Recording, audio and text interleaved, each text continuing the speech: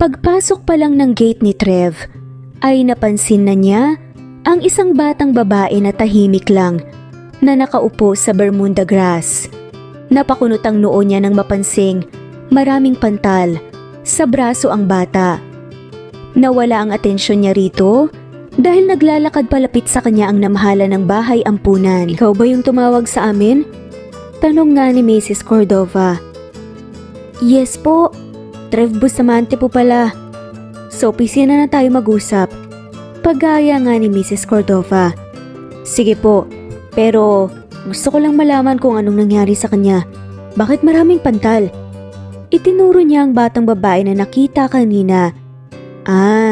May skin disease ang batang yan. Siya si Alice Mandy pero hindi namin alam kung ano ang apelyido niya dahil hindi siya sumasagot kapag kinakausap. Normal naman siya pero lagi lang siyang ganyan. Sagot nga ni Mrs. Cordova. "Hindi pa ba siya nagpa-check up?"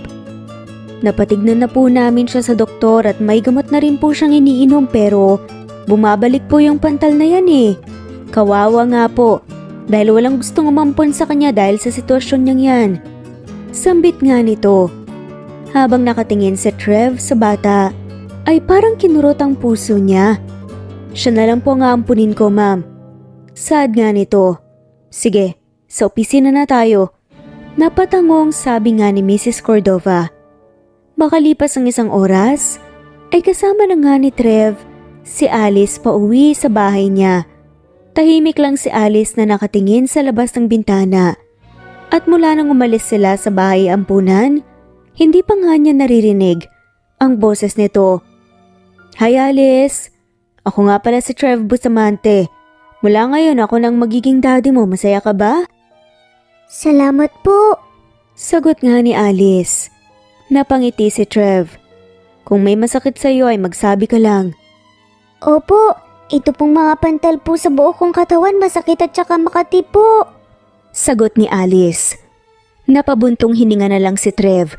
Kawawa naman ang batang ito, kaya inumpisahan niya ang pagtatanong para malaman niya kung saan galing si Alice at kung bakit ito napadpad sa bahay ampunan.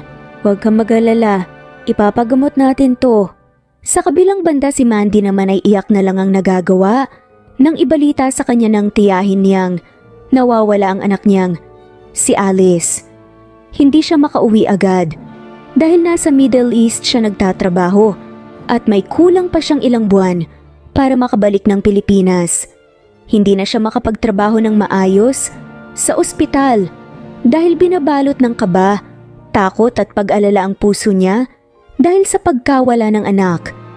At mas dumagdag pa ang alalahanin niya dahil ilang linggo na niyang hindi makontak ang kanyang tiyahin.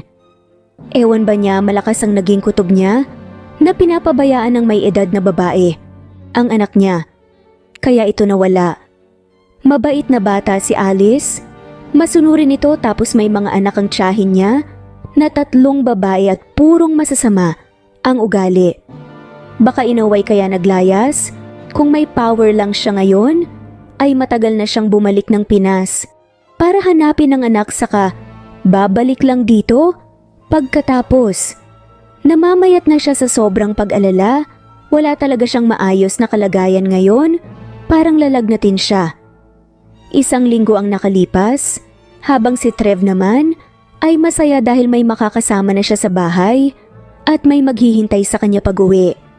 At saka pinagamot na rin niya ang mga pantal ni Alice at gumaling naman ito kahit papaano, kaya okay na ang pakiramdam ng bata. Madaldal na rin ito at ang dami ng sinasabi, sobrang ingay ng bahay niya dahil palagi itong kakanta. Minsan may naalala pa siya nang bumirit ito ng 1 linya ng kanta na pamilyar sa kanya. Pagpasok pa lang niya sa loob ng bahay ay sinalubong na siya ni Alice at binigyan siya ng tsinelas pambahay. Ngumiti sa kanya ang bata, nagmano sa kayumakap pagkatapos sweet na bata si Alice, kaya madali silang nakapagpalagayan ng loob. "Po?" untag nga ni Alice. Lumingon naman si Trev. Ngumiti ang anak sa kanya kaya napangiti na rin siya. Hindi niya maintindihan kung bakit sobrang gaan ang pakiramdam niya Sa batang ito una pa lang, mas lalo na ngayon. Bakit may kailangan ka? Tanong nga ni Trev. Wala naman po, gusto ko lang pong sabihin na kumain na po kayo. Sagot nga ni Alice. Nagluto ka? Nag-alala si Trev dahil baka may aksidente nga ito dahil masyado pang bata o di kaya makuryente. Opo, tanging sagot na nga lamang ni Alice. Sa susunod wag ka nang magluluto. Masyadong delikado at saka naghahanap na ako ng makakasama natin dito para may gagawa ng mga gawaing bahay. Alam ko po lahat paano gamitin po yung lutuan mo doon sa kusina, Papa. At saka nag-iingat naman po ako na-train po ako ng mga gawaing bahay. Nakangiting sabi pa nga ni Alice. Talaga ba? Paano mo naman nalaman yun? Doon po sa bahay ng lola tiyahin ko. Masayang sagot nga ni Alice. Natigilan naman si Alice nang ma-realize nitong ang dami na nitong nasasabi kaya inaya na siya nang pumasok na sila sa loob ng kusina. Napabuntong hininga na lang si Trev. May pinagdadaanan yata. Sa dating tinitirhan nito si Alice kasi hindi nito kayang magkwento. Pagpasok niya, sa loob ng kusina ay may nakahanda ng pagkain para sa kanya. Tahimik lang si Alice at tutok ito sa ginagawa. Kung may tinatago ka ng sama ng loob, ay pwede mong sabihin sa akin, anak. Ako ang papa mo, kaya dadamayan kita. Wala po, okay lang naman po ako. Sad naman ni Alice. Umiling na lang si Trev. Hahayaan na lang niyang hindi magkwento si Alice at hindi naman niya pipilitin. Dumulog na sa hapagkainan si Trev at kumuha ng plato at kutsara. Sabay sumenyas siya kay Alice na saluhan na nga siya.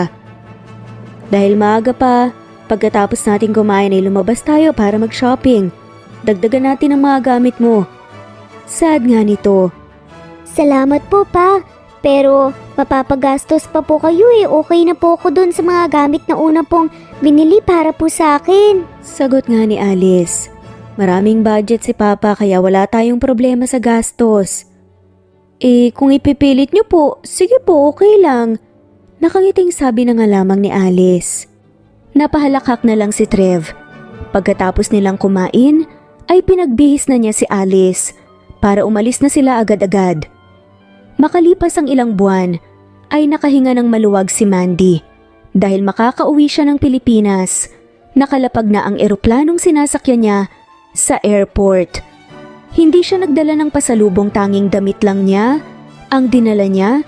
Wala na siyang panahon para mamili dahil ang isip niya ay nasa kay Alice lang. Pagkababa niya ang eroplano ay sumakay agad siya ng taxi at nagpahatid sa bahay ng tiyan niya pero dismayado siya dahil walang tao at nakapadlock ang gate. Naiiling na lang siya dahil hindi niya malalaman kung ano ang nangyari.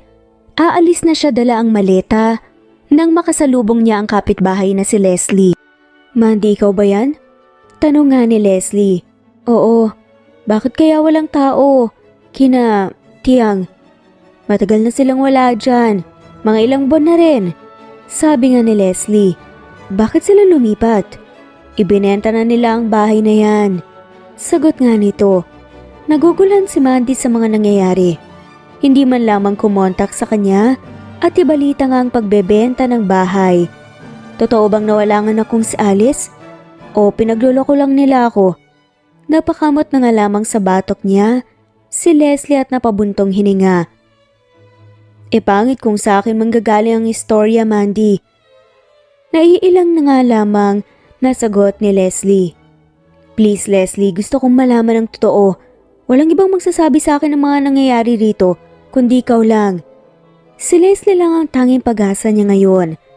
Isinama siya ng babae sa bahay nito at pinapasok nga siya. Binigyan pa nga siya ng merienda. Hindi nawala si Alice. Naglayas ang bata dahil hindi nila ito pinapakain. Sabi nga ni Leslie. Ano? Saan mapupunta ang perang pinapadala ko kung hindi nila pinapakain ng anak ko? Galit na saad nga ni Mandy. Kusa na lang tumulo ang mga luha sa mga mata ni Mandy. Ang laki ng tiwala niya sa tiyahin niya pero tinatrato nila ng hindi maganda ang anak niya. Pasensya na, Dapat talaga hindi ko na lang sinabi sa'yo eh. Sabi nga ni Leslie. Salamat, at least nalaman ko. Ang problema, hindi ko alam kung saan hahanapin si Alice. Naghahanap din ako dahil napamahal na rin sa akin ng batang yun. Pero hindi ko mahanap eh. Naawa kasi ako dahil hindi naman hinahanap ng tiyahin mo. Saad pa nga ni Leslie at umiiling-iling pa nga.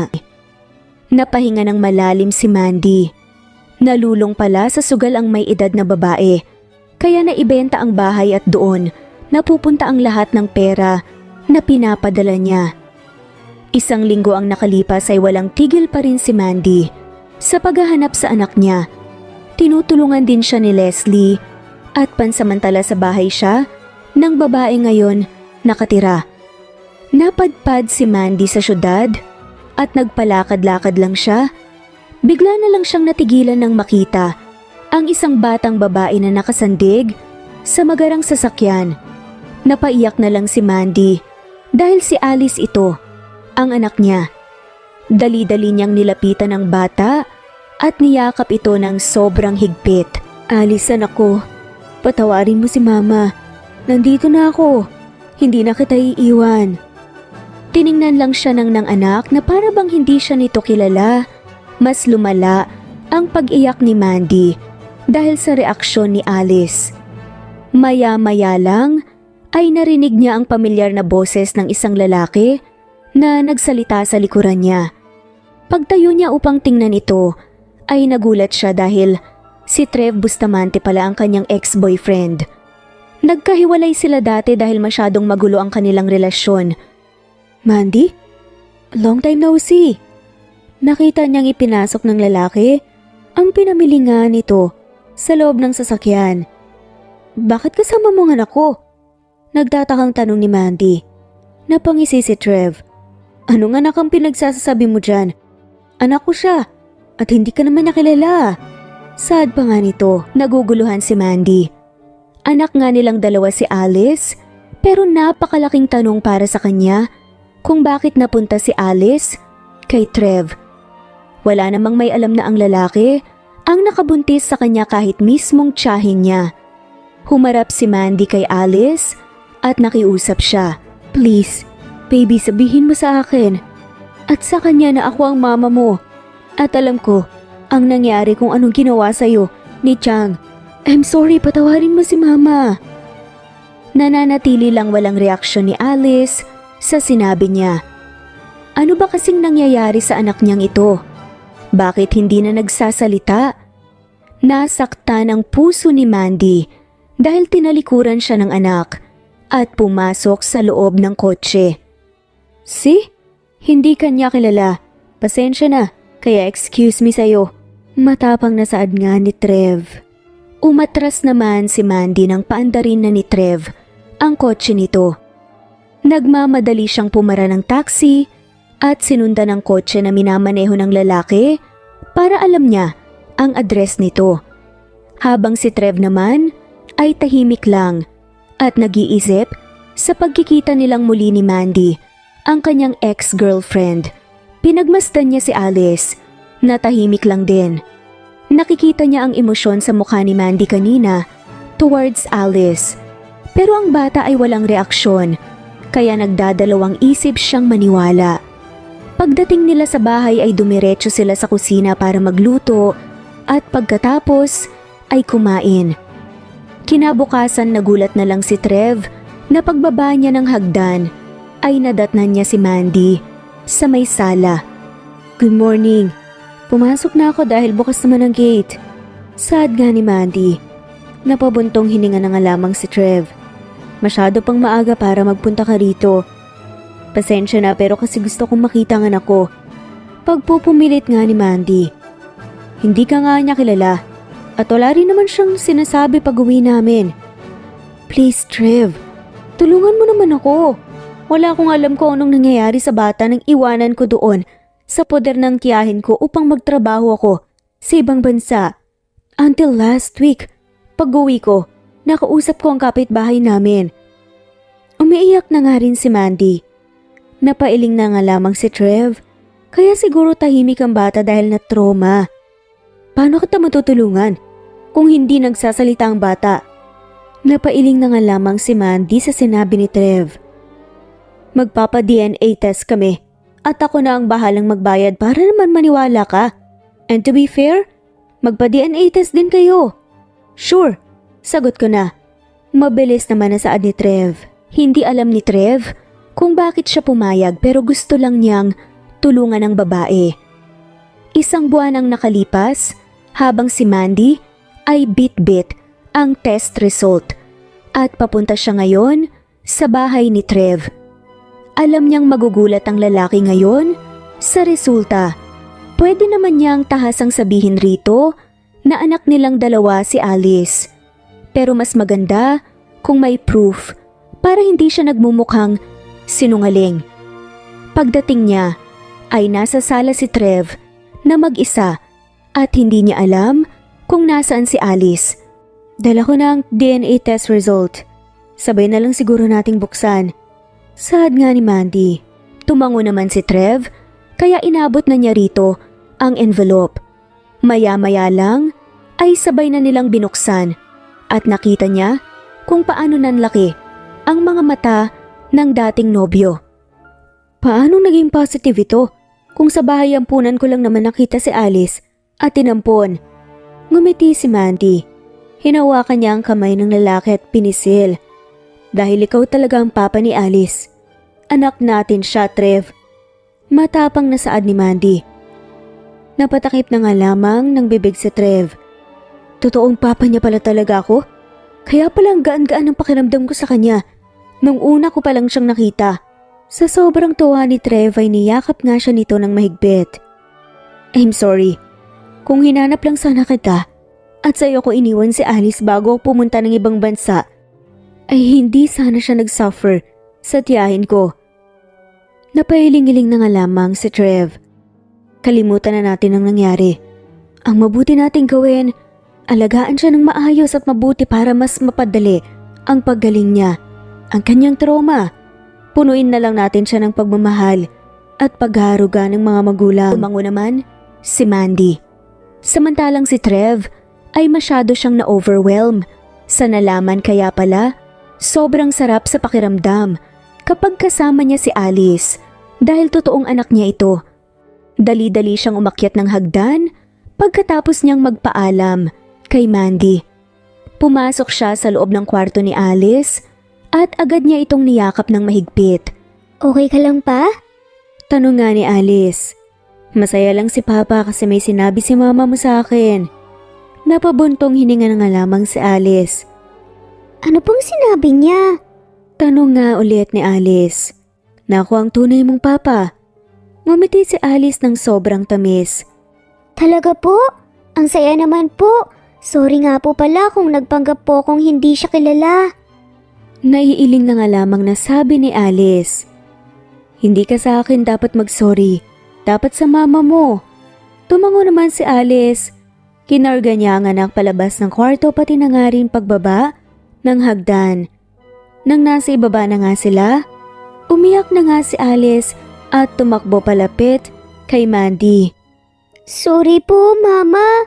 May tampo lang po kasi ako sa iyo eh. Sabi nga ni Alice. Bakit ka naman nagtatampo sa akin ha? May nagawa ba akong mali sa'yo? May nagawa bang mali si Mama? Umiling-iling nga ang bata. Wala naman po.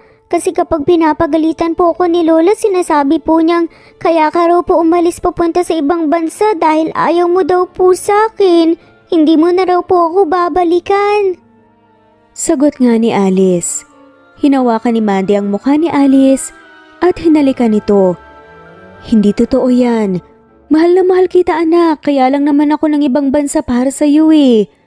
Ayoko nang bumalik doon sa kanila. Ginugutom po nila ako at pinagtatrabaho po sa lahat ng gawaing bahay nang wala naman po ang tiyan. Sabi nga ni Alice. Hindi na. Umalis na rin naman sila sa tinitirhan nila. Ang totoo niyan, Mandy, ipinagamot ko pa siya.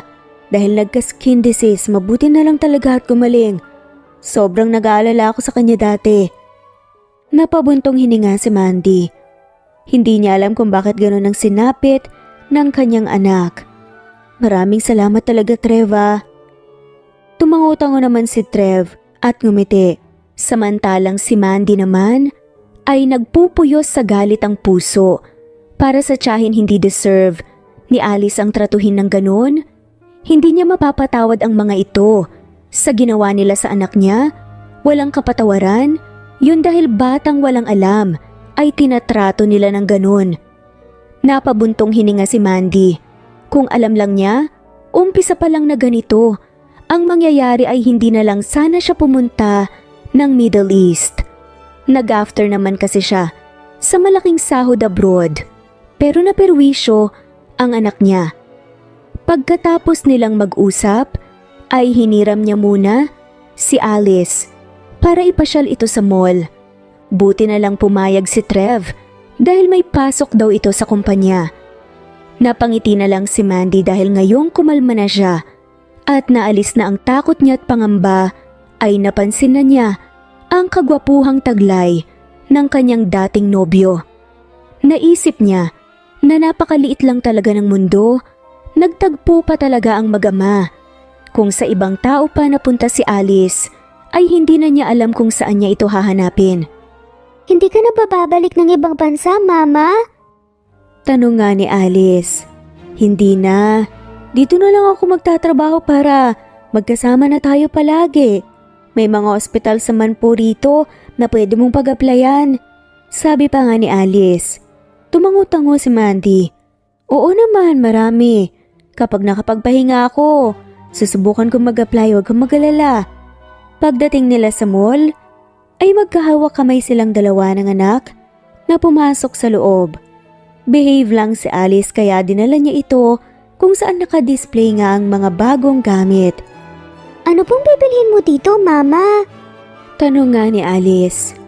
Maghahanap ako para sa'yo since hindi naman ako nakadala ng maraming pasalubong. Saad nga ni Mandy. Nagpasalamat nga si Alice sa tuwang-tuwa. Nakapag-stop ka sa pag-aaral dahil umalis ka ng bahay? Napabuntong hininga na nga lamang si Alice at seryosong nakatingin sa kanya. Ang totoo po niyan, hindi po ako in-enroll po ni Lola, kaya late na po ako ng 2 taon. Naiiyak nga na sagot nga ni Alice. Naikuyom na lang ni Mandy ang kanyang kamao. Ang daming kasalanan ng tiyahin niya sa kanya, kung isa-isahin niya, ay hindi sila matatapos. Every time natatawag siya noon, ay kung gusto niyang makausap si Alice, palaging sinasabi na sa school. Yun pala hindi pinag-aral. Babawi na lang tayo next time ha anak? Saad nga ni Mandy. Bakit kaya ganun sila sa akin? Ang bait ko naman po sa kanila. Sambit ni Alice. Napailing si Mandy. Hindi ko rin talaga alam eh. Hayaan mo na mag-move forward na lang tayo. Promise, hindi na kita iiwan at aalagaan na kita. Tumango naman si Alice. Nagtagal sila sa loob ng mall.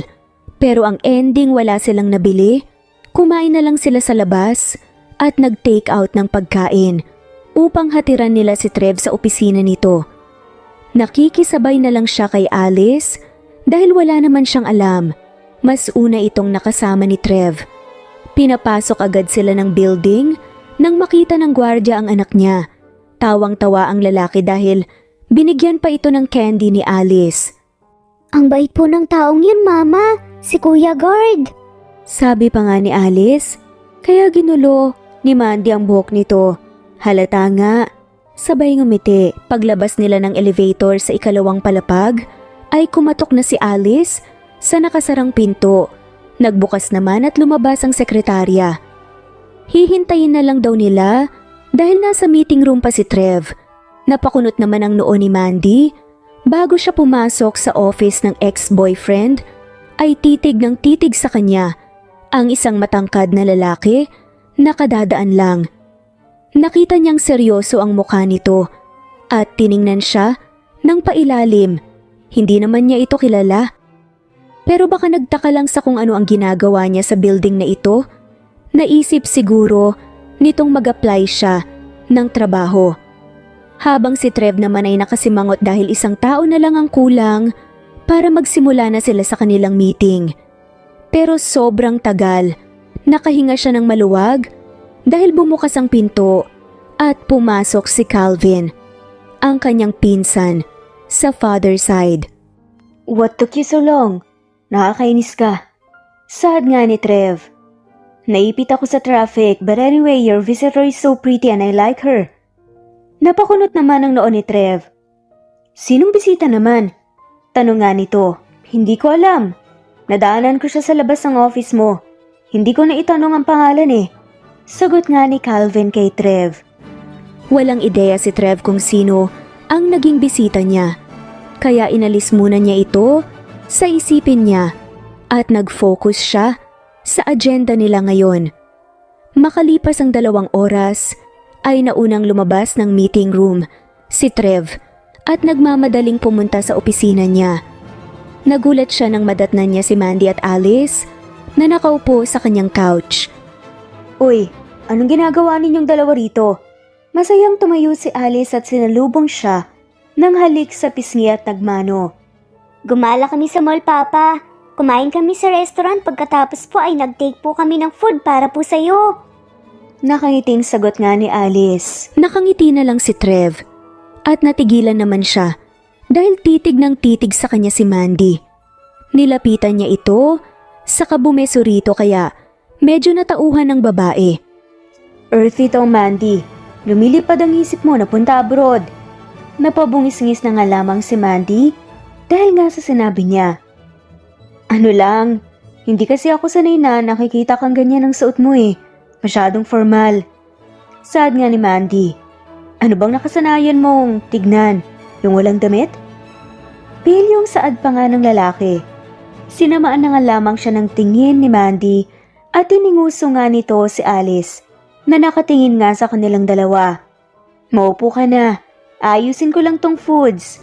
Saad na nga lamang ni Mandy pag-iiba nga ng kanilang topic at baka kung saan pa nga mapunta ang usapan. Tumango naman si Trev at naupo sa couch. Bandang hapon ay sabay na silang tatlo na umuwi ng bahay. Si Alice ay sobrang himbing ng pagkakatulog na kandong ni Mandy sa front seat. Busog pa rin siya hanggang ngayon dahil naubos niya ang biniling pagkain ng mag-ina kanina. Pagdating nila ay naunang bumaba ng sasakyan si Trev. Kinuha niya kay Mandy ang anak saka siya na ang nagkarga nito papasok sa loob ng gate. Umakyat siya ng hagdan at ipinasok niya sa loob ng kwarto nito si Alice dahil tulog na tulog pa rin. "You can stay here if you want, Mandy.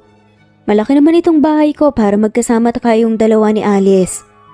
Mas maganda kasi na nasa iisang lugar tayo para kampante yung bata." Ngumiti si Mandy. Napailing na nga lamang si Trev dahil nasisilayan na naman niya ulit ang mapang-akit ng ngiti ng dating nobya. "Sure ka ba? Wala bang magagalit or something?" Tanong nga nito. Napangisi si Trev. "Aba kung meron man, hindi ka na sana makakapasok ng bahay ko." Imbes na ma-offend, ay napatawa na nga lamang ng malakas si Mandy. "Kaya nga tinatanong ko eh." Sumeryoso bigla ang mukha ni Trev at napabuntong hininga. "Ilang years na rin magmula nung huli kong karelasyon. I have many failed relationships kaya naisip kong manatili na lamang na single habang buhay. Ikaw ba? Nakahanap ka na ba ng ibang lahi doon?" "Wala. Kahit nga dito wala din eh. Naging priority ko talaga si Alice. Pero hindi ko naman isinara ang puso ko sa possibility." Kwento naman ni Mandy. Dahan-dahang naglakad nga si Trev at naupo sa sofa paharap kay Mandy. "Siguro kung hindi tayo nagkahiwalay noon, hindi lang si Alice ang naging anak natin. Malamang, pero kasi masyadong magulo ang relasyon natin dati eh. Hindi tayo nagkakaintindihan. Immature pa. Iba-iba ang priorities. Panghuli na lang yung relasyon natin." Saad naman ni Mandy na parang wala nang bitterness sa kanya. Ngumiti naman si Trev. "Kaya nga tama ka dyan." Saad naman ni Mandy. "Pero wag kang matakot magmahal. Laban pa rin ang laban." Tumango naman si Trev. Handa siyang sumugal kung tamang tao na nga, kung hindi naman ay Huwag na lang muna. Natulog ka na. Ihatid ko lang sa kwarto si Alice. Yung damit na, pambihis mo rin. Salamat, Trev ah. Sad naman ni Mandy. Umakyat na ng hagdan si Trev at dumiretso sa kanyang kwarto. Pagtingin niya sa cellphone niya, ay ang daming missed calls galing kay Calvin. May text messages pa siyang natatanggap mula sa pinsan. Binasa niya ito at napasimangot siya. Pagkatapos, itinatanong lang naman nito kung ano ang pangalan ng bisita niya kanina sa opisina. Napailing na lang si Trev dahil nagka-interest pa yata si Calvin kay Mandy. Napahinga siya ng malalim dahil may kunting kirot siyang nararamdaman. Mas pinili na lang niyang wag replyan, kaya lang nagpadala na naman ulit ng mensahe. Kaya nagreply siya at sinabi ritong nanay ng anak niya. Hindi na nag-text, nabilaukan yata. Kumuha na ng damit si Trev sa loob ng kanyang cabinet bago pa niya makalimutan. Pumasok muna siya sa banyo para maligo. Mas mabuti na yung mabango siya na humarap kay Mandy. Maya-maya lang ay pumunta na si Trev sa kwarto ng anak Bitbit, ang damit na ipapahiram niya rito. Kumatok muna siya at agad naman siyang pinagbuksan ng pinto ni Mandy. Akala ko nakatulog ka na. Sad naman ni Trev. Ngumiti si Mandy. Hinintay kita. Sumikdo naman ang puso ni Trev sa sinabi ni Mandy. Bakit naman ganito?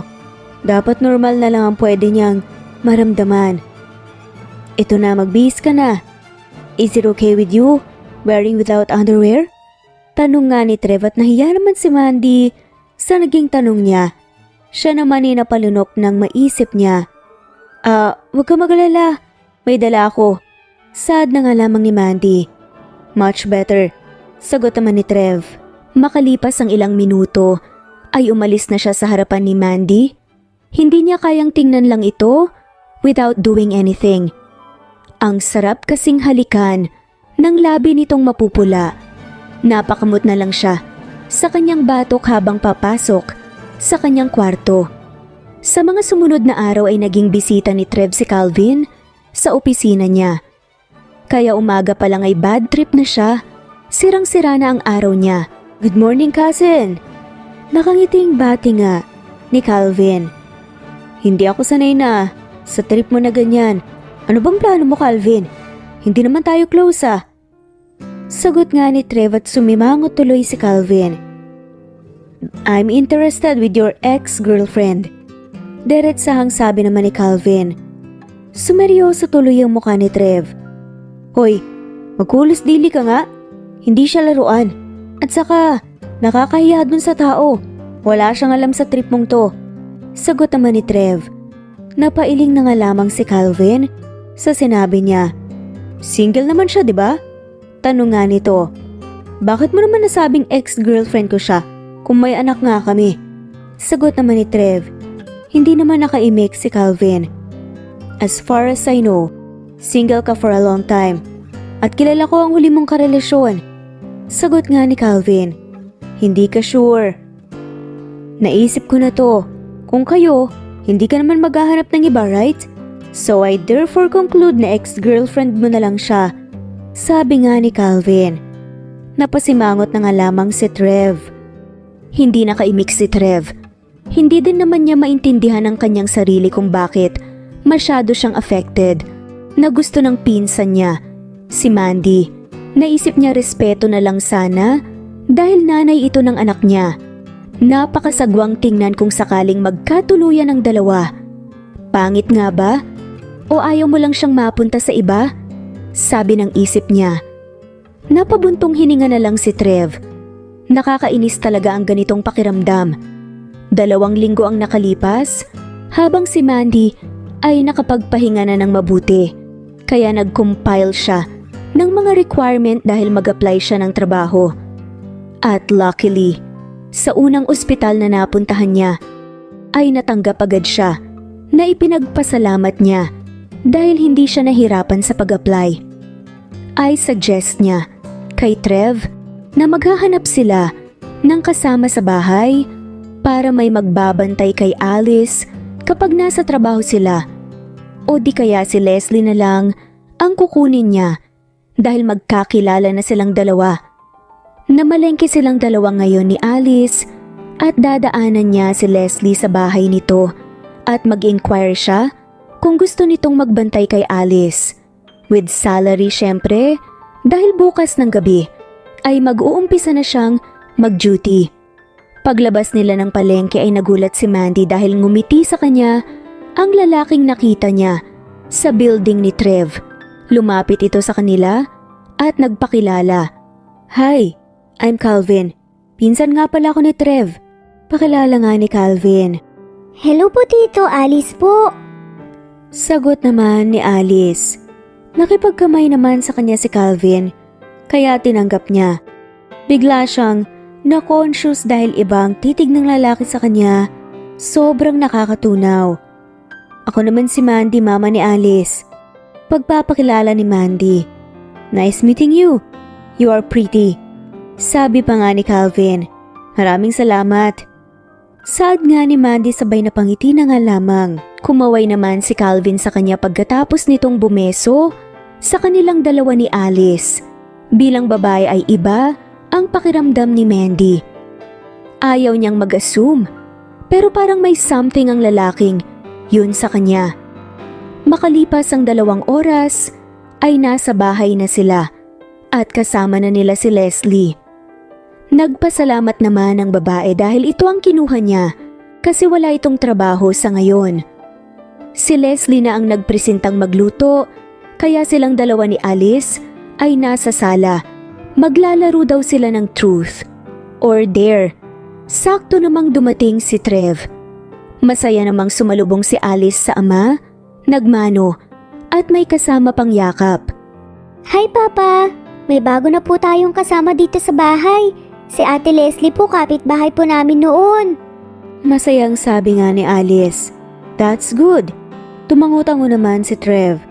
Magbihis ka na po doon Papa, maglalaro po tayong 3 rito. Sabi nga ni Alice. O sige, magpahinga din muna ako saglit. Sagot naman ito. Napakagatlabi naman si Mandy dahil biglang lumundag ang puso niya sa pagkindat sa kanya ni Trev. Hindi pa sila nagsimula sa paglaaro dahil hindi pa nila si Trev na makababa. Habang nakatingin si Mandy sa anak, ay napapangiti siya dahil ilang taon din niyang hindi nakasama ang batang ito. Masyado siyang kampante na naalagaan ng maayos sa napag-iwanan niya pero hindi pala. Pagbaba ni Trev ay naupo na ito kasama nila. May hawak ng bote si Alice at sinabi na nito sa kanya kanina kung ano lalaruin nila. Alam mo po bang laro na to, Papa? Tanong nga ni Alice. Hindi wala akong ideya. Sagot naman ni Trev. Pagpapaliwanag naman ng bata. Truth or dare po ito, Papa. Iikot ko lang po ang bote kung saan po ito hihinto. Ay siya po ang taya. May mga questions ako kung truth ang pipiliin mo. Kung dare naman po, may papagawa po ako sa'yo na kailangan mo pong gawin. Napakunot noo si Trev. Paano kung hindi ko masagot ang questions? Pwedeng mag-pass? Tanong pa nga nito at napailing na nga lamang si Alice. Hindi po pwede. Ganon din po sa dare, dapat gawin mo po pero mas exciting. Kung hindi mo masagot ay si Mama po ang sasagot, salitan po kayo. Sagot nga ni Alice. Napangiwi na lang si Mandy. Sana nagtulog-tulugan na lang siya kaysa ganito kinakabahan siya. Maya-maya lang ay nagumpisa ng umikot ang bote. Sumali na rin si Alice para masaya. Sa pag-ikot ng bote ng ilang beses ay natuon ito kay Trev. Parang kinakabahan ako sa trip mong to anak ah. Umiti si Alice. Okay, truth or dare, Papa? Tanong nga nito. Dare. Sagot nga ni Trev. I dare you, Papa. Ikis mo po si Mama ng 20 minutes. Nakangiting sabi nga ni Alice. Nanlaki naman ang mga mata ni Mandy. Sa sinasabi ng anak at si Trev naman ay napasipol pa nga. Okay, game. Hindi, itigil na natin to anak. Sad na nga lamang ni Mandy. Napabuntong hininga na lang si Mandy kung para kay Trev ay masyadong madali. Pero para sa kanya ay hindi. Nakakabingi ang bilis ng tibok ng kanyang puso. Hindi kumalma. Akmang tatayo na si Mandy nang hawakan ni Trev ang kamay niya at siniil siya ng halik. Napapikit na lang siya pero napabuka ang kanyang mga mata nang pumalakpak si Alice at tumakbo papuntang kusina. Hindi alam ni Mandy kung 20 minuto lang ba dahil naramdaman niya na sobrang tagal. Naiinis din siya. Sa puso niya kasi naman, sobrang kabog at ayaw magpaawat. Hindi niya namalayang kusa na lang gumalaw ang kanyang labi. Umayos na siya nang upo ng bitiwan ni Trev ang labi niya. Maya-maya lang ay bumalik na si Alice na sobrang tamis ang pagkangiti. Next ikot na naman, sabi nga ni Alice, habang si Trev naman ay nag-e-enjoy sa laro nila. Napahalakhak siya sa kanyang isip dahil si Mandy ay nakasimangot. Hindi natutuwa sa laro nila, lalo na sa dare na halikan niya ito. Pero parang natalo yata siya dahil nang maglapat ang labi nilang dalawa ni Mandy, ay bumalik lahat ng nararamdaman niya. Makalipas ang ilang minuto, ay ipinaikot na ulit ni Alice ang bote at natuon nga ito kay Mandy. Truth or dare po, Mama? Tanong nga ni Alice. Truth, sagot naman ni Mandy, pero hindi niya alam kung bakit kinakabahan siya. Ngumiti si Alice at diretso ang naging tanong nito. Mahal mo pa po ba si Papa hanggang ngayon po, Mama? Tanong nga ni Alice. Ha? Hindi na. Tila nag-aalala naman na sagot ni Mandy. Parang binuhusan ng mainit na tubig si Trev dahil narinig niya mula sa bibig ni Mandy. Hindi pala magandang pakinggan kahit ang tagal na nilang naghiwalay. Hindi natuloy ang laro nila dahil nag-walk out si Mandy. Naiwan silang dalawa ni Alice na nagkatinginan na pahilot na lang si Trev dahil biglang sumakit ito. Nang maghapunan sila ay hindi sumama sa kanila, si Mandy na upset yata ang babae dahil sa naging laro nila. Ayaw naman niyang mag-sorry dahil dare ang kanyang napili kaya kailangan niyang gawin. At the same time, sabik din siyang mahalikan ulit ang babae. Kinabukasan maagang nagising si Trev. Papasok siya ngayon sa opisina. Nagkasabay silang dalawa ni Mandy na bumaba ng hagdan. Ngumiti pa sa kanya ang babae. Magandang umaga. Bati nga ni Trev kay Mandy. Ganun din sa'yo. Papasok ka rin? Oo. Saad nga ni Mandy? Siya nga pala. Mamayang gabi na ang duty ko sa ospital. Talaga? Nakapag-apply ka? Oo. Buti na nga lang nakapasok ako kaagad eh. It's good to hear that. Hatid kita mamaya? Pag-aaya pa nga ng lalaki at medyo parang nahihiya pa nga. Sige, kung okay lang sa'yo. Habang si Mandy naman ay hindi makalimot sa dare na yun nahalikan siya. Ni Trev mabuti na lang ngayon. Umaga ay kumalma na ang sarili niya. Nakakaasar. Sobrang apektado niya sa ex-boyfriend. Bakit naman kasi ganun? Hindi man lang siya binigyan ng peace of mind. Pagdating nila ng kusina ay sobrang lapad ng naging ngiti ni Alice habang nakatingin sa kanilang dalawa ni Trev. Galit ka po ba sa akin, Mama? Tanong nga ni Alice. Hindi naman. Sagot naman ni Mandy. Okay, hindi ka po kasi sumabay sa amin sa pagkain ng hapunan eh. Sabi nga ni Alice. Busog pa ako noon, bumaba naman ako ng magutom ako eh. Sad na nga lamang ni Mandy para tumigil na nga ang kakukulit ng anak. Tumangutango naman si Alice. Maya-maya lang ay sabay na silang lahat na kumain. Bandang hapon ay gumayak na si Mandy dahil papasok na siya sa ospital. Paglabas niya ng bahay ay sakto namang dumating si Trev. Ngumiti sa kanya ang lalaki at bumaba ng kotse para mapagbuksan siya ng pinto. Maya-maya lang ay umalis na sila para maihatid siya ni Trev sa ospital. Pagdating nila ay bumaba na ng kusa si Mandy. Nahihiya naman siya. Magpaalaga pa din siya, palagi kay Trev. Samantalang si Trev naman ay pauwi na pagkatapos niyang maihatid si Mandy sa ospital. Ang akala niya tuluyan ng magalit sa kanyang ang babae, hindi pala. Pagpasok pa lang niya ng gate, ay sinalubong na agad siya ni Alice. Nagmano ito. Siya nga po pala, Papa, nung namalengke kami ni Mama, ay namit pala po namin yung cousin mo po, si Tito Calvin. Pagkukwento nga ng batang si Alice, napakunot naman ang noo ni Trev. So, nagkita sila ng mama mo? Tumango nga ang bata. At umoo. Napailing na lang si Trev. Nag-umpisa na talagang kumilos. Ang lokong yun parang walang hiya ni hindi alam kung ano ang salitang respeto. Ang daming babae pero bakit si Mandy pa ang kursunada nito? Nagpupuyos na saglit ang puso ni Trev. Magbihis ka. Anak, pumunta tayo sa city. Sige po, Papa. Natutulog naman po si Tita Leslie eh. Sabi nga ni Alice. Makalipas ang ilang oras, ay nasa syudad na sila. Magkahawak kamay silang dalawa ni Alice na nagpalakad-lakad ng makasalubong nila, si Trisha, ang kanyang ex-girlfriend. Nagkamustahan silang dalawa at ayaw nitong maniwala na nagkaanak na siya. Napapansin niya kay Alice na kapag ayaw nito sa isang tao ay hindi ito nagsasalita. Nang naunang umalis si Trisha ay ang daming tanong ng anak na sinasagot naman niya. Sa kabilang banda, si Mandy naman ay sobrang pagod. Unang duty pa lang niya, napasubo agad siya sa maraming pasyente.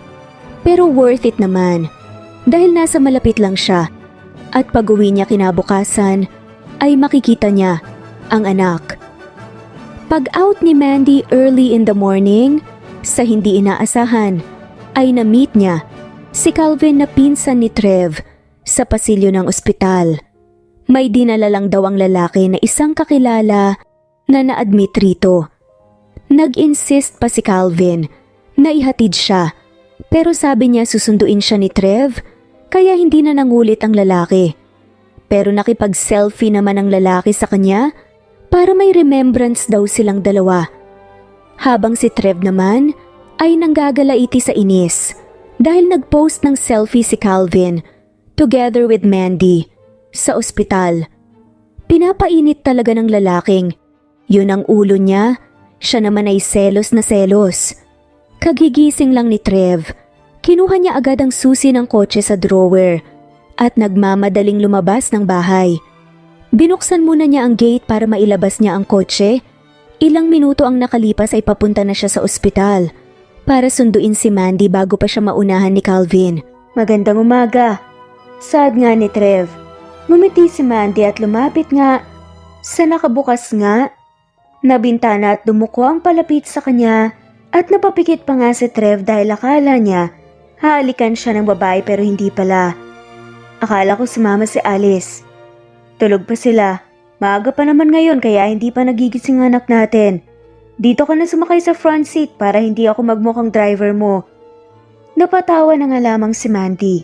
Salamat dahil naisipan mong sunduin ako. Sad pa nga nito. Ngumiti lang si Trev at nagpapacute kay Mandy. Akmang ilalapit niya ang kanyang mukha sa babae at nakapoot pero nakaharang agad ang kamay nito. Napahalakhak na lang si Trev dahil akala niya makakaulit siya. Siyempre malakas ka sa akin eh. Siya nga pala.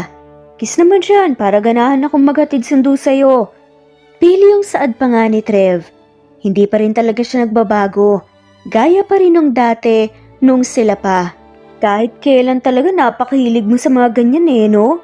Natatawa na nga lamang na saad ni Mandy at napailing-iling. Napangisi na lang si Trev. Nagdidiwang ang puso niya ngayon dahil hindi nakahirit si Calvin. Pagdating nila sa bahay, ay inaya niya si Mandy sa kusina at ipinaghila niya ito ng upuan. Ipinaghanda muna niya ito ng tinapay with palaman saka ipinagtimpla niya ng isang basong gatas. Yan na lang muna ang kainin mo dahil magluluto pa ako ng breakfast natin. Saad nga ni Trev. Sige, magbibihis muna ako. Lumapit naman si Trev kay Mandy at pinisil ang magkabilang balikat. Pagod ka? Imamasahe kita mamaya. Salamat, sobrang sakit ng likod ko. Ang daming pasyenteng na-admit kanina. Okay, masahista ako mamaya. Napatawa na nga lamang ang dalawa sa biruan nila. Tumango naman si Mandy kaya napangiti si Trev. Hindi siya papayag na haharang sa landas niya ang pinsan. Pagkatapos magluto, ay papasok na rin si Mandy sa kusina at nakabihis na rin ito kasama na si Alice at Leslie. Ang babae na ang nagpresentang maghanda para makakain sila. Bandang gabi ay tumambay si Trev sa kwarto ni Alice. Wala pa kasi si Mandy dahil nakipagtsikahan pa ito kay Leslie. Pagod ka ba sa trabaho mo, Papa? Tanong nga ni Alice. Nahiga kasi si Trev sa kama at napabuntong hininga. Hindi naman, anak. Magsabi ka lang po kung pagod ka. Imamassage po kita para malis po ang pagod mo. Wala din naman po akong ginagawa dito sa bahay eh. Sad nga ni Alice. Napangiti naman si Trev. Nawawala ang pagod ko kapag nakikita kita, anak. Kaya okay lang si Papa. Huwag ka nang mag-alala. Yumakap nga sa kanya si Alice. Mahal na mahal po kita, Papa. Madamdaming sambit ni Alice. Mahal na mahal din kita. Habang si Mandy ay nasa kusina pa kausap si Leslie. Sabi nito, kumontak daw ang tiyahin niya nang hiram ng pera pero hindi nito nireplyan ni Leslie. Napabuntong hininga na lang si Mandy dahil sa ginagawa ng tiyahin niya. Kung kani-kanino na lang nanghihiram ng pera, sinabihinan niya si Leslie na kung tatawag ay wag sagutin kung dati ay mataas ang respeto niya rito. Pero nang mangyari ang ganun sa anak niya, ay hindi na siya natutuwa. Pagkatapos nilang mag-usap ni Leslie, ay umakyat na siya ng hagdan at dumiretso sa kwarto ni Alice. Nadatnan niya si Trev na mahimbing na natutulog sa kama katabi ng anak. Napangiti na nga lamang si Mandy at tiningnan niya ang lalaki ng maigi. Gwapo pa rin ang dating kasintahan. Hindi pa siya nakontento, hinahaplos pa niya ang buhok ni Trev. Nang gumalaw ang lalaki, ay umatras na nga siya ng kaunti. Pero nahawakan ng lalaki ang pulsuhan niya. Uy, wala naman akong binabalak sa'yo ah. Napahalakak na nga lamang si Trev. Hindi siya nakahuma, hilain siya ng lalaki kaya nakapaibabaw nga siya rito. Wala naman akong sinabing ganun. Naramdaman na nga lamang ni Mandy na hinalikan ng lalaki ang kanyang noo. Sige na, pumunta ka na sa kwarto para makatulog na ng maayos. Mamaya na lang, imasahin muna kita. Napangiwi na lang si Mandy. Hindi pala nakalimutan ng lalaki ang sinabi nito kanina. Sobrang awkward na nga ng pakiramdam niya. Dahil nakapatong siya kay Trev pati puso niya ay nagwawala. Pumayag na lang siya para matapos na sila. Humiga na rin si Mandy. Padapa para mahilot ni Trev ang balikat niya, kasama braso at mga binti. Nang matapos siya, ay nagpamasahe doon si Trev. Kahit nakaupo lang buong araw sa opisina habang gumagawa ng paperworks, ay nakakapagod din. Maya-maya lang ay napansin na lang ni Mandy na sobrang himbing na ng pagkakatulog ni Trev na may kasama pang paghilik. Napangiti na lang si Mandy at agad siyang nahiga tumabi sa anak. Isang buwan nang nakalipas ay nag-i-enjoy naman si Madney sa pagtatrabaho sa ospital kahit most of the time masyadong stressful. Ang samahan naman nilang dalawa ni Trev ay maganda. Close sila ulit na para bang hindi sila nagkahiwalay. Masaya siya sa naging maturity ni Trev at sa pag-aalaga nito sa anak nila pati sa kanya kahit hindi naman kailangan. Nakakatuwa nga dahil wala itong absent sa paghatid sundo sa kanya sa trabaho. Pakiramdam niya parang sobrang pagod na nito kaya naawa na siya. Sa what effort na ginagawa ni Trev sa kanya ay masayang masaya na ang puso ni Mandy. Bumabalik ng kusa ang pagmamahal niya para sa lalaki. Malaya niya itong naramdam at hindi niya pinipigilan. Wala din naman saysay dahil kusa din naman itong lalabas. Walang problema kasi wala siyang karelasyon sa ngayon kaya free siya kung sinong mamahalin niya. At para din siyang nagseselos ng kaunti dahil nabanggit ni Alice minsan na nagkita si Trev sa kanang ex-girlfriend nga ng lalaki noong nag-mall ang mga ito. Saka ang isang bagay na inuungot nito sa kanya ay iwasan niya si Calvin at wag siyang lalapit rito dahil may ibang kailangan ang lalaki sa kanya. Naiiling na lang si Mandy dahil pati pinsan ay pinag-iisipan ng hindi maganda. Papalabas na ng ospital ngayon si Mandy at napahalakhak na lang siya dahil nasa labas na si Trev. Naghihintay kumaway pa nga at nagpapakyut. Hindi ka pa napapagod? Tanong nga ni Mandy. Ngumisi si Trev at lumapit sa kanya, dumukwang sa kangumuso na parang nagpapahalik. Agad naman hinawakan ni Mandy ang mukha ng lalaki at hinalikan ng labi nito. Napatawa na lang siya dahil namumula si Trev. Mukha ba akong pagod? Ang fresh ko kaya ngayon. But anyway, thank you for the sweet kiss. It's so yummy. Napatawa na nga lamang si Mandy sa kapilyuhan ni Trev kahit kailan talaga. Bakit nga pala ang aga mo naman yata? Tanong nga nito. Sakto lang ang oras ng pagdating ko. Mabuti na yung ako ang maghintay kaysa ikaw. Nagpapa-impress ka ba? Tanong nga ni Mandy at napatawa na nga lamang si Trev. Nai-impress ka ba? Matagal na. Let's go? Sad na nga lamang ni Mandy. Pumasok na nga si Mandy sa loob ng kotse nang mapagbuksan na nga siya ni Trev. Bago papaandarin, ng lalaking sasakyan ay yumakap muna ito sa kanya ng ilang minuto. Salamat dahil nagstay kayo ni Alice sa bahay ko. Mag-isa lang sana ako ngayon. May problema ka ba? Wala naman, masyado lang akong thankful. Ngumiti naman si Mandy at tinapik nga ang balikat ni Trev. Salamat din sa pag-provide kay Alice ng magandang buhay. Nagilty ako sa nangyari sa kanya kaya bumabawi ako ngayon. You're welcome. Nakangiting saad naman ni Trev. Pagdating nila sa bahay ay walang tao kaya hindi alam ni Mandy kung nasaan si Leslie at Alice. Kaya naupo siya sa sofa, isinandig ang balikat, saka ipinikit ang mga mata. Samantalang si Trev ay nakangiti na nakatingin kay Mandy. Kaya sobra siyang nagselos kay Calvin kasi he only wants Mandy for himself. Ayaw niyang mapunta sa iba ang babae dahil mahal na mahal niya ito. Kinuha ni Trev ang kanyang phone at kinunan ng litrato so Mandy na nakapikit habang nakasandig sa sofa. Ang cute tingnan ng babae. Napangiti siya pagkatapos niyang maipost ang picture nito online.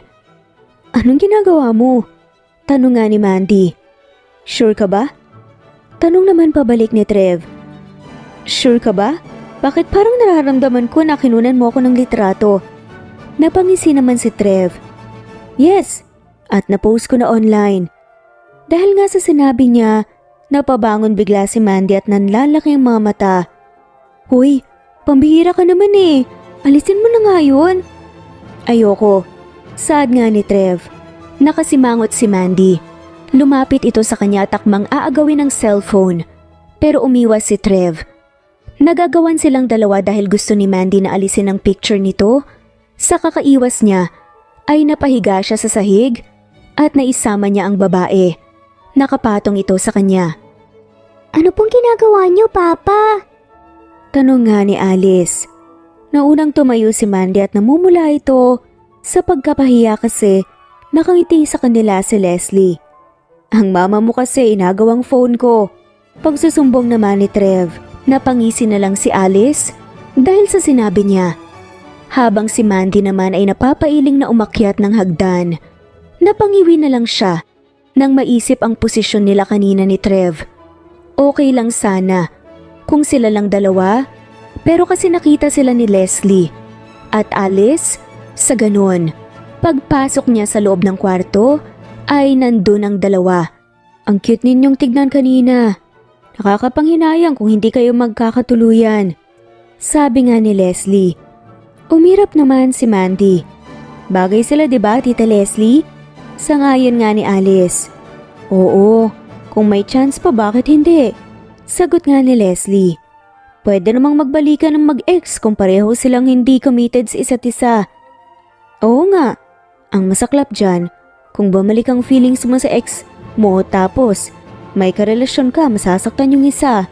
Sabi pa nga ni Leslie. Yun ang mahirap na sitwasyon. Umiwas na lang hanggat maaari. Sagot naman ni Mandy. 1 linggo ang nakalipas ay day off ni Mandy. Sa araw ng Lunes ay nasa bahay lang siya. Tapos si Trev naman ay hindi pumasok ng opisina. Bumili si Mandy ng panglinis ng kuko. Kaya maglilinis siya ngayon at nadatnan siya ni Trev. Tumabi ito sa kanya na may ngiti sa labi. Ako nang maglilinis ng kuko mo. Biglang saad nga ni Trev at napatawa tuloy si Mandy. Pati ba naman paglilinis ng kuko aakuin mo? Saad nga nito. Ayaw mo nun? May boyfriend kang, masahista na, manicurista pa. Natatawang saad nga nito. Hay naku, napaka-assuming. Napatawa na nga lamang si Trev. Ayaw mo ba? Bahala ka basta para sa akin. Ayun ang iniisip ko. Ilang beses na tayong nagpatungan pero wala nga lang nangyari. Dahil nga sa sinabi ni Trev ay nahampas nga niya ito sa balikat. Kau talaga, saad na nga lamang ni Mandy. Walang nagawa si Mandy nang agawin sa kanya ni Trev ang paglinis ng kuko at nagumpisa na nga. Na-amaze naman siya dahil marunong pala ito. Alam mo kung hindi ako iniwanan ng magulang ko ng kumpanya, siguro pagiging manicurista ang trabaho ko ngayon. Saad pa nga ni Trev. Sus, gusto mo lang ata yun. Para puro babae ang customer mo. Ganun talaga. Kapag pinilahan ako, obvious na yun. Gwapo eh. Pagbibiro naman ni Trev. Napahalakak na nga lamang si Mandy. Sus, ang yabang mo. May pagmamayabang naman. Sagot pa nga nito. Tumango-tango naman si Mandy. Nagulat na nga lamang siya. Dahil hinalikan ni Trev ang paa niya. Pagkatapos malagyan ng Q-Tex. Dami mong alam. Hindi naman mabaho ah. Para nga lang paa ng baby eh. Sinipa nga ni Mandy si Trev at buti na lang hindi tinamaan. Samantalang si Trev ay nakangiti na nilinisan ni Mandy ang kuko niya. Mas masaya pala kung paminsan-minsan may ganito silang bonding. Naglilinisan. Sa susunod naman ay gusto niyang sabay din silang maliligo. Salita ng pagsasabon. Dahil sa naisip ay napahagik-hik na lang si Trev. Bakit ka napapahagik-hik dyan? Naposes ka ba ng masamang espiritu? Tanong nga ni Mandy. Wala naman. May naisip lang ako. Sagot naman ni Trev.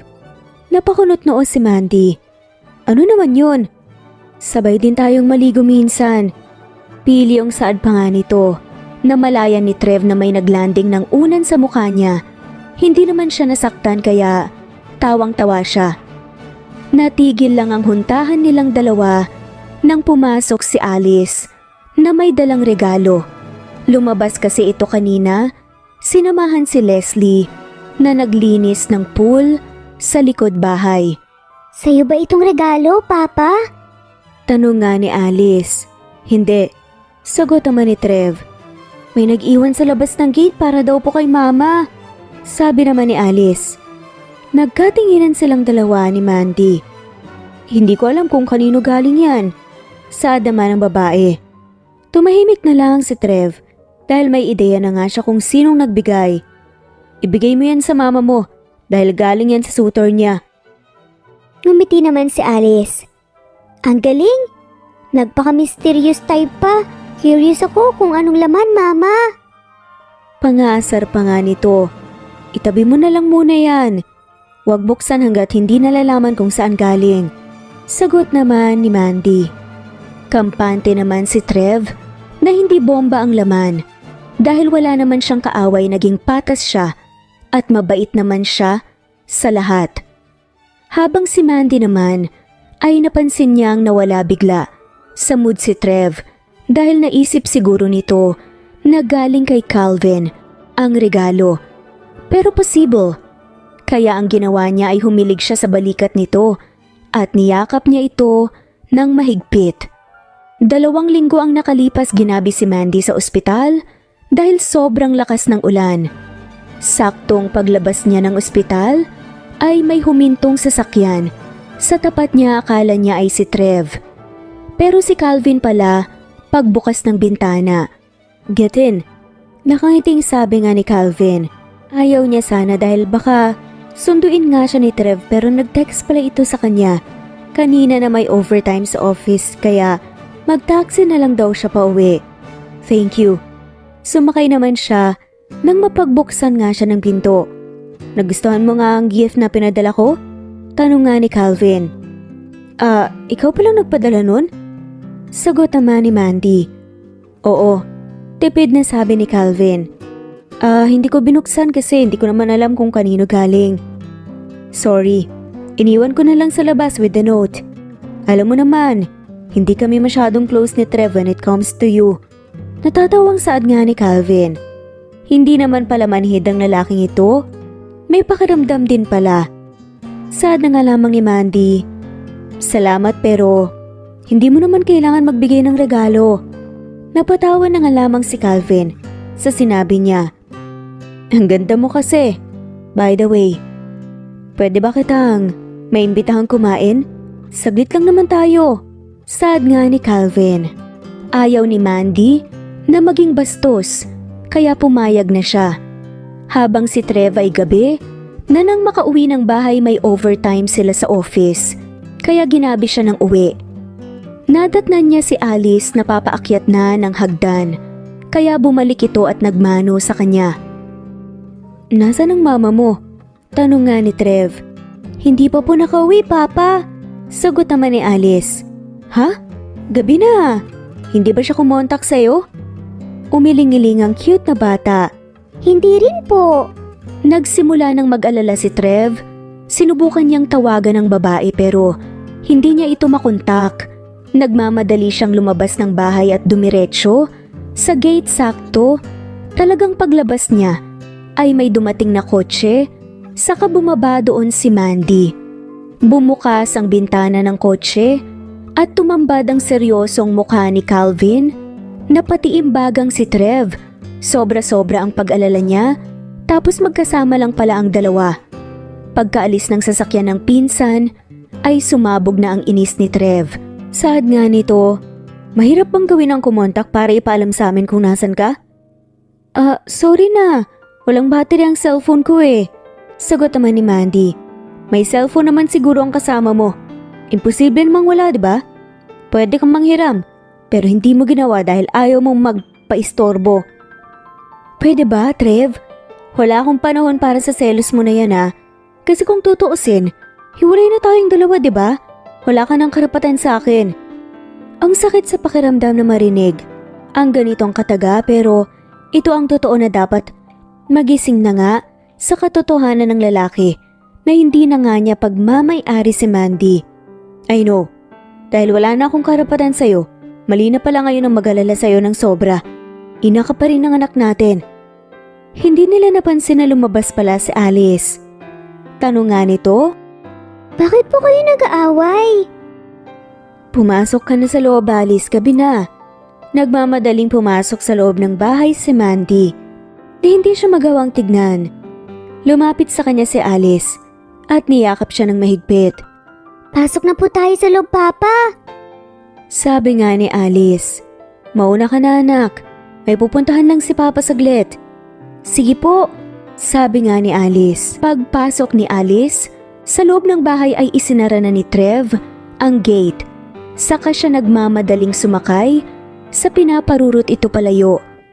Ayaw niyang munang magstay ngayon sa bahay dahil masama ang kanyang loob kay Mandy.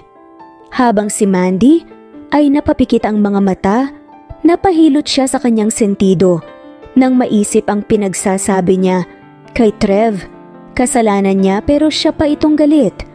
Nagmamadaling nagbihis si Mandy at lumabas pagkatapos nakasalubong naman niya ang anak sa hagdan paakyat. Nasaan ang papa mo anak? Tanong nga ni Mandy. Nakasimangot na tumingin nga si Alice sa kanya. Umalis po dahil inaway mo. Sagot nga ni Alice. Napabuntong hininga na lang si Mandy. Dali-dali siyang bumaba ng hagdan at pumasok ng kusina may pagkain na. Sa lagayan nakapagluto na siguro si Leslie. Nag-alala si Mandy dahil wala pang kain siguro si Trev. Pero umalis na ito. Si Trev naman ay inaya niya si Calvin na maginuman sila, ayaw niyang magalit rito at magselos dahil wala siyang karapatan Nasa kay Mandy na. Yun kung sino ang mamahalin nito. Nagtaka ang pinsan kung bakit siya nakipag-inuman rito. Pinaliwanag naman niya na magkaanak sila. Humingi pa ng tawad si Calvin sa kanya dahil sa inaya nito si Mandy na kumain sa labas. Okay lang naman sa kanya pero ang totoo ay selos na selos siya. Hindi na nila pinag-uusapan ng babae, nag-change topic na sila at tungkol sa negosyo na ang pinag-uusapan nilang dalawa hanggang sa napagdesisyonan nilang umuwi nang maubos nila ang in-order na alak. Makalipas ang 1 oras ay narating na ni Trev ang bahay niya. Kahit dahan-dahan lang ang kanyang pagmamaneho. Nagulat siya dahil nadatnan niya si Mandy na nakaupo sa maliit na hagdan malapit sa front door. Pagpasok niya ng gate, tumayo ang babae nang makita siya at lumapit. Niyakap siya nito nang mahigpit pero hindi siya gumanti. "I'm sorry, hindi ko sinasadyang magalit sa'yo." Lumayo ng kaunti si Trev kaya nagulat si Mandy sa naging kilos niya. "Walang problema. Akala ko kasi okay lang mag-alala." "Okay naman talaga," sagot nga ni Mandy. Pero hindi siya masyadong pinansin ni Trev. "Sige na, matulog ka na." Malamig na tugon na nga lamang nito. Nilampasan ni Trev si Mandy at nagpatuloy sa paglalakad papasok ng bahay. Si Mandy naman ay naiwang napabuntong hininga, sumama na talaga ang loob ni Trev sa kanya. Kaya hahayaan muna niya ito. Sa sumunod na araw ay naging malungkot na si Mandy. Bigla na lang kasing nanlamig na sa kanya si Trev. Dahilan para wala nang maghatid sundo sa kanya. Iniiwasan na rin niyang huwag mapalapit kay Calvin. Dahil sa lalaki ay nagkasira sila ni Trev. Pero patuloy pa rin ang pagpapadala nito ng regalo at pagsusundo sa kanya pero hindi niya pinapansin, inis na inis nga siya sa pambabaliwala ni Trev. Tapos dadagdag pa ang lalaking yon. Kapag agahan at hapunan ay sila na lang ni Leslie ang sabay na kumain at wala na si Trev. Sinasadya talaga ng lalaki na iwasan siya. "Okay lang po kayo ni Papa, Ma?" tanong nga ni Alice. Nasa loob na nga sila ng kwarto ngayon dahil gabi na nga pero hindi pa rin inaantok si Mandy. "Oo naman," sad na nga lamang ni Mandy. Bakit hindi po kayo nagpapansinan? Hindi rin po kayo sweet sa isa't isa?" Sabi nga ni Alice. Ngumiti si Mandy at niyakap ang anak. "Ganun talaga. Hindi naman laging masaya eh." "Sana magkaayos na po kayong dalawa." Sambit nga ni Alice. Tumango naman si Mandy. Ayaw niyang siya ang unang makipag-usap. Tapos na siyang humingi ng sorry. Pero imbes na patawarin siya, ay mas pinili nitong dumistansya. 1 linggo. Ang nakalipas ay hindi pa rin sila nagkaayos ni Trev. Pumapasok siya sa ospital na parang wala sa sarili. Dagdag pang nakasalubong niya sa pasilyo ng ospital si Trev at nakalingkes sa braso nito ang isang babae. Hindi na siya nagaksaya pang tingnan ng lalaki dahil nagseselos siya. Normal lang ito dahil mahal niya si Trev pero malabong maging sila ulit. Pag uwi niya ng bahay ay naghihina siya at masama ang kanyang loob. Tumambay muna siya sa may sala para magpahinga.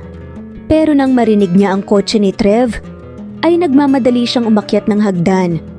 Kinabukasan, ay walang ganang kumilos si Mandy, parang ayaw niyang pumasok, pero hindi pa naman niya day off. Wala siya sa mood na nakatayo sa harap ng bahay at naghihintay ng taxi.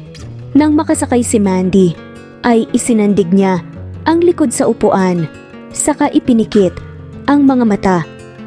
Maya-maya lang ay naramdaman na lang ni Mandy na sumalpok sila at tumama ang noo niya sa matigas na bagay, dahilan para mawalan siya ng malay. Makalipas ang 1 oras, ay nagising siya na nanlalabo ang kanyang paningin. May tumulo pang dugo mula sa kanyang noo. "Dadalhin po kita sa ospital, ma'am. Pasensya na, nawalan po ng brake yung taxi," sabi nga ng driver. "Sige, doon din naman ang punta ko." Nang makapara sila ng taxi ay sinabi na nga niya kung saang ospital sila pupunta pagdating nila doon, ay ginamot kaagad ang sugat niya sa noo at buti na lang hindi malalim at ito lang din ang natamo niya. Ako na pong magbabayad ng bill, ma'am, sabi nga ng driver. Sige lang, kung kinulang ang pera mo, ako nang magpupuno. Kasya na po ito, sagot naman ng driver. Pagkabayad ng driver, ay bumalik na ito sa kanya para magpaalam na aalis na. Nakaramdam din ng awa si Mandy dahil hindi naman biro ang pagiging driver. Kaya binigyan niya ito ng kaunting halaga. Ayaw sanang tanggapin, pero ipinilit niya. Nang umayos ang pakiramdam ni Mandy, ay nagpahinga muna siya saglit at nagpa-x-ray. Baka may nabali sa parte ng kanyang katawan o naalog. Pero wala naman kaya nakahinga siya ng maluwag. Nag-duty pa rin siya. Sa kabila ng nangyari ayaw niyang umuwi at tumunganga sa bahay. Bandang hapon, habang si Trev ay nakasimangot na nagmamaneho pa uwi, sa pag-iwas niya kay Mandy, ay hindi siya naging masaya. Ilang linggo na rin silang walang bonding, kaya naiinis siya. Kasi sobrang lungkot ng buhay niya, nagpadala kasi siya sa bugso ng kanyang damdamin. Nadatnan niya si Alice sa may sala na nanunood ng palabas sa telebisyon. Lumapit siya rito at yumakap saka nagmano naman ang anak sa kanya. Nasa kwarto po si Mama nagpapahinga. Na-aksidente pong sinasakyan yung taxi kanina. Sabi nga ni Alice. Ano? Kumusta ang mama mo? Nag-aalalang tanong naman ni Trev. Puntahan mo na lang po sa kwarto, Papa. Sagot nga ni Alice. Sa sobrang pag-aalala ni Trev, ay ang bilis niyang nakarating sa itaas at tumiretso na nga siya sa kwarto ni Alice at sakto namang papalabas nga si Mandy. Pero nang makita siya nito, ay isinara kaagad ang pintuan at nilock. Open the door. Please, Mandy. Ayoko sa'yo. Umalis ka na nga rito. Sigaw naman ni Mandy. Napabuntong hininga na nga lamang si Trev. Galit yata sa kanyang babae. Sorry na. Hindi ko naman sinasadyang deadmahin ka. Masama lang talaga ang loob ko. Ikaw pa talagang may ganang sumama ang loob. Kapal ng mukha mo. Lumabas ka na dyan. Nag-aalala ako sa'yo. Okay ka lang ba? May masakit ba sa'yo? Himala ah. May pakialam ka pa sa akin. Doon ka na sa babae mo. Napangiwi na nga lamang si Trev dahil naalala nga niyang nakita pala siya ni Mandy kasama si Trisha sa ospital noong nakaraan. Hindi ko naman babae yun. Ikaw lang ang mahal ko. Maniwala ka naman sa akin. I love you, Mandy. Maya-maya lang bumukas nga ang pintuan at lumabas si Mandy. Ano yung sabi mo? I love you. Ikaw lang at wala nang iba. Diretsahang saad na nga ni Trev. Napangiti tuloy si Mandy sa kanya dahil hindi rin niya mapigilan. I love you to Trev. Saad na nga nito. Sobrang lapad nang nagingiti ni Trev sa narinig. Dali-dali nga niyang niyakap ang babae at hinalikan sa labi. Huwag ka nang lumapit kay Calvin para hindi tayo magkatampuhan ng matagal. Ikaw kasi masyadong seloso. Siyempre, sobra kitang mahal. Ayoko mapunta ka sa iba. Mapupunta pa ba ako sa iba kung mahal din naman kita? Saad nga ni Mandy. Napangisi si Trev. Sobrang gaan ng kanyang pakiramdam. Ito lang ang hinihintay niyang mangyari, ang magkaaminan silang dalawa para wala ng stress sa pag-iisip at selosan. Pagkatapos nilang mag-usap, ay pumasok sila sa kwarto. Tiningnan ni Trev ang suag sa noo ni Mandy. Nakahinga naman siya ng maluwag. Dahil maliit lang ito at hindi napuruhan masyado ang babae. 2 buwan ang nakalipas, maayos naman ang pagsasama nilang dalawa ni Mandy. Hindi na rin nagparamdam si Calvin. Siguro na-realize nitong wrong move ang ginagawa. At saka napapansin din niyang lumalabas si Leslie kasama ang pinsan, kaya kampante na siya. Galing siya jewelry store kanina upang bumili ng singsing. Mag-propose na siya. Kay Mandy wala ng rason para patagalin pa niya ang lahat. Nang mapadaan siya sa isang cake shop, ay bumili siya ng isang box at inilagay niya sa ilalim ang singsing na nakakonekta sa kandila.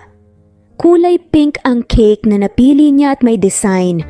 Saka pinasulatan niya ng I love you para sweet tingnan. Bumili din siya ng isang bouquet ng bulaklak. Wala namang okasyon pero gusto niyang isurprise si Mandy. Pagpasok niya ng gate ay sinalubong agad siya ng nobya ng malutong na halik sa labi. Napangiti na lang si Trev. Ang saya naman ng hapon ko. Sad pa nga nito. I love you. I love you too. Ito, may dala akong pasalubong sa pinakamamahal kong babae. Inabot niya kay Mandy ang dalang bouquet at cake. Paano naman po ako? Nakasimangot na tanong naman ni Alice. Napahalakak na nga lamang si Trev at Mandy. Baby na lang gift namin sa'yo. Pili yung saad pa nga nito. Yay! Sige po, damihan niyo po. Pili ang saad naman ni Alice na tila manang-mana talaga sa kanyang ama na si Trev. Nagkatawanan na lang silang dalawa ni Mandy. Makalipas ang ilang minuto ay nasa loob na sila ng kusina kasama ni Leslie at Alice. Binuksan na ni Mandy ang cake, nakita niya na inalis nito ang kandila at tumambad ng singsing na nakatali sa dulo. Teka, bakit may singsing? Nanlaki naman ang mga mata ni Mandy na nakatingin sa kanya. Kinuha niya ang singsing at humarap sa babae sabay hawak sa kamay nito. Marry me, Mandy. Sad nga ni Trev. Naluluha na nga talaga si Mandy at hindi na nga alam ang kanyang sasabihin.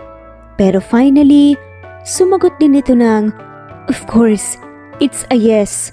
Niyakap niya ang babae pagkatapos niyang mailagay ang singsing at siniil niya ito ng malalim na halik na putol lang nang magpalakpakan sina Alice at Leslie.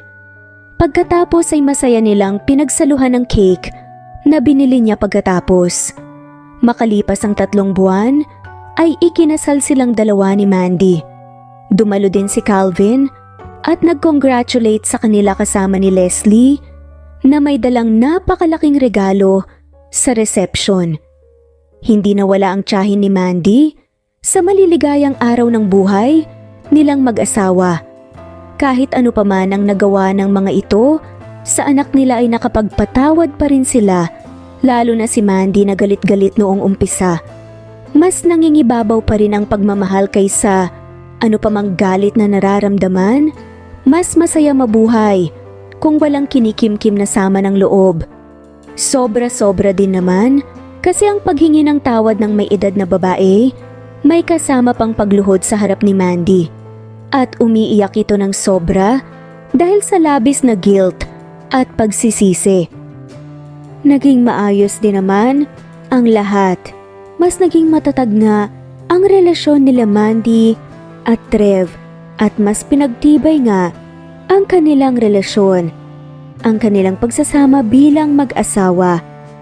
At wala na nga silang mahihiling pa nang muli nga silang biniyayaan pa nga ng anak. Hindi lang isa kundi kambal at meron na nga silang one big happy family at hindi na nga matitibag ito ng kahit anumang pagsubok at dahil sentro din ang Panginoon sa kanilang relasyon. Maraming salamat po. I-comment lamang po kung gusto nyong magpa-shoutout. Muli ito ang Cat Amazing Stories PH. Thanks for listening at shoutout po sa mga sumusunod.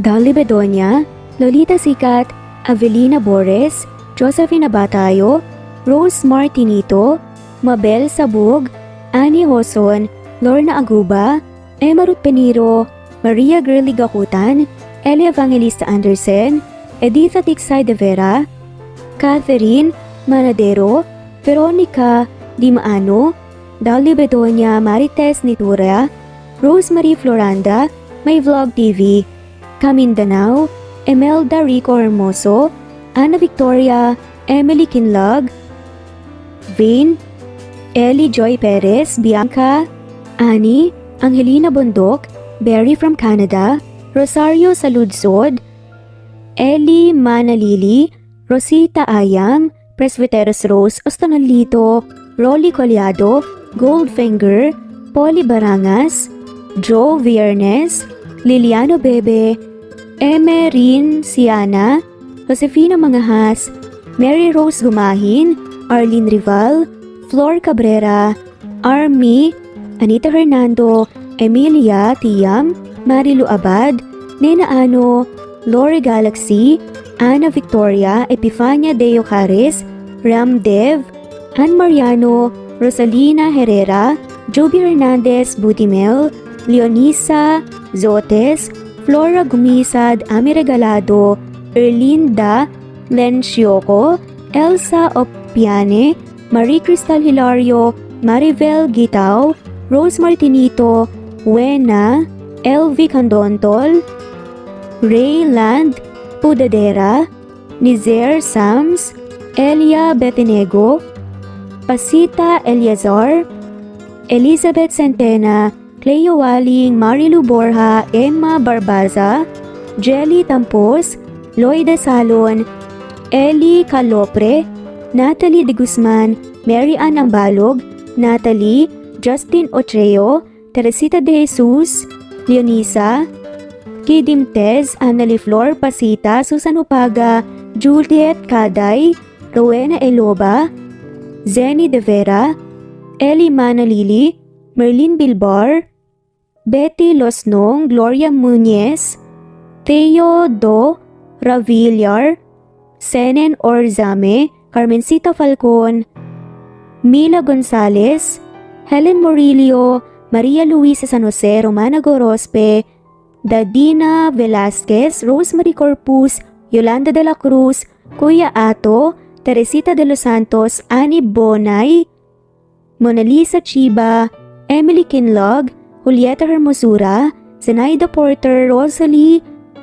Lapada, Evangeline Zamora, Marilu, Imelda Forteza, Prescavilla Havana, Geraldine De Jesus, Rosita Aldamita, Susan, Cecile De Luna, Presbyteros, Rebecca Tezuka, Irene, Denz, Maria Halog, Salvacion Manuel, Araceli, Jonah Losaria, Marilyn Babulia, Veronica Briseño, Violeta Murillo, Teresita, Teresa Bulie, Christine Flores, Nesbeth Hanaban, Flor Salvalion, Kuwait, Raquel Labay, Kuya Atok, Lani Pardillo, Eva Violeta, Presbyteros Rose, Amy Regalado, Teresita, Pres Cavilla Havana, Precious, Lilian Nobebe, Eli Evangelista Anderson, Marziel Arcelias, Rosemary Palaganas, Rose Martinito, Ding Liege, Alexa Gomez, Jomira Bueno, Amy Fenovares, Irma Emma, Lali Emralino, Tortillas Gaming, Matea Estrera, Annalie Flor, Rosemary Tinito, Rosemary Palaganas, Excelsis Tagala, Emily Kinlog, Rosemary, MM, Penning Escal, Neri Cabangon, Lucia Baldo, Rosemary Vasquez, Londono Villas, Faye, Rosemary, Angelo, Vicky Adlaon, Mercy Villantes, Rezeline Unday, Allen, Ace, Nino Regidor, Jeyo Cadtec, Escapades Matilda, Irma Valerio, Agustina Aniceto, Cecilia Alvior, Naitan Canada, Lily Roda Barcial, Eli Ramirez, Doris Day Pangan, Lynn Lee of Macau, Reyes, Rebecca Tezuka, Noel Macero, Rizalina Credo, Michi Karch, Romel Carion, Juliet Panlilio, Lynn, Merlilyn, Zenny Marion, Benoni Anya Lucas from Bacolod City, Merlina Aparata, Annalyn Nantes, Flordette, Lorena Utod, Faye, Anita Hernando, Roach-Ann Rodriguez, at shoutout na rin po sa lahat ng mga walang sawang sumusubaybay. Maraming salamat po.